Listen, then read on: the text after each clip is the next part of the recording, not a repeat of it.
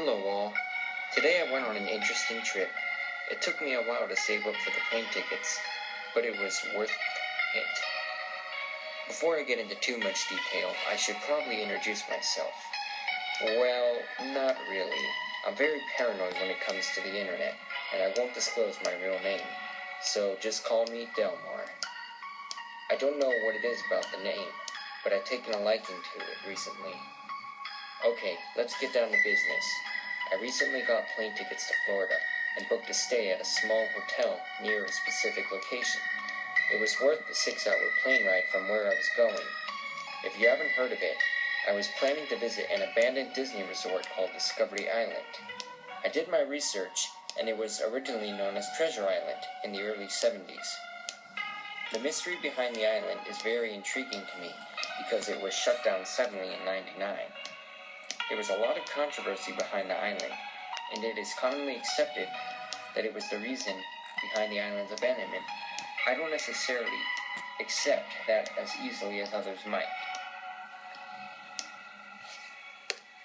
Don't get me wrong, I do believe it, but solely because of the fact that there isn't enough information on the subject to prove it. This theory doesn't settle quite right with me. There isn't any public transportation to the island, so I had to call up a buddy to drop me off at the island. It has been about a day since my arrival in Florida, and I've got all of my gear ready. I brought a notebook for quick notes, a laptop for typing down documents, a vintage map of the island, which I discovered on the internet, a GPS, and a geocache. If I was going to an abandoned Disney park, I was going to hide a geocache there. I was going to bring a camera, but I had spent all my money on the plane tickets and the hotel reservation. I hopped into his boat, and we were off. The warm Florida air swerved past my temple and into the roots of my hair, relaxing me. This all went away as soon as the island entered my line of sight. I can't explain it. It was a strange mixture of happiness, excitement, and dread.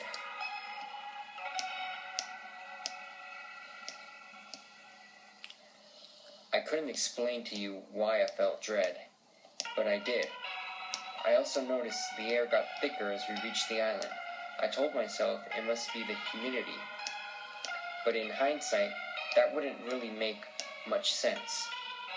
The change was too quick. It wasn't gradual enough to be natural. Ignoring it, my buddy pressed on towards the island. Strange, he didn't seem to comment on things I've noticed. We arrived at the island. Finally, after all of the research, I'll finally be able to expose to the world what really happened in this mysterious island. On this mysterious island. Well, if I find anything to expose, that is.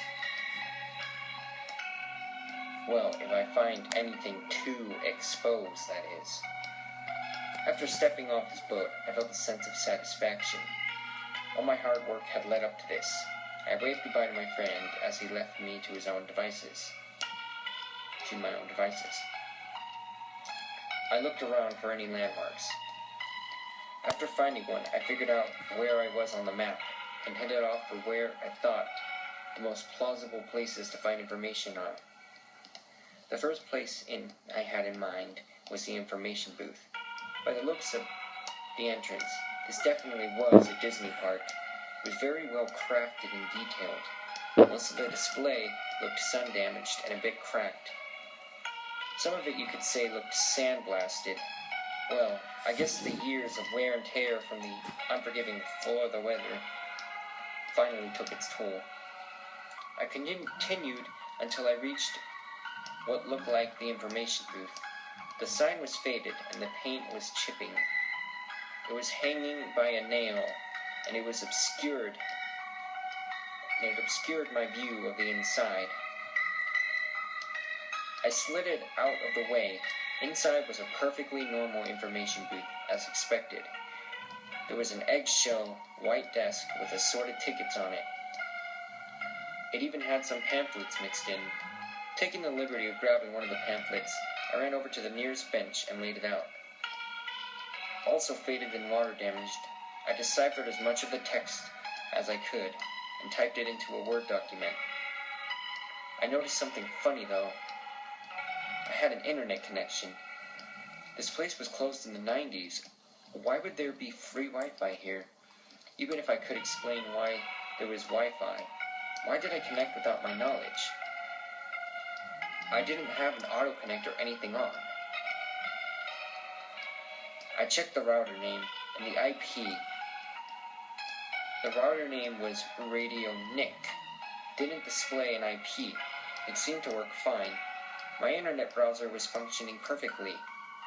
I shrugged it off and decided to take this opportunity to do a little more research. Didn't find anything that I didn't already know. I continued to copy down the contents of the pamphlet. Finishing, I packed up my laptop and continued my journey. It was starting to get dark, which was strange. It was only 2, according to my laptop. I called up my buddy, and he came and picked me up. I asked him what time it usually got dark in Florida. He told me around this time of year, which was June, by the way. The sun set roughly 8 to 8:30. Perplexed, I opened up my laptop to see the time was in fact 8:30. It literally said 2 o'clock 10 minutes ago. Don't freak yourself out, I told myself. It was probably just that sketchy router you connected to that messed up your time.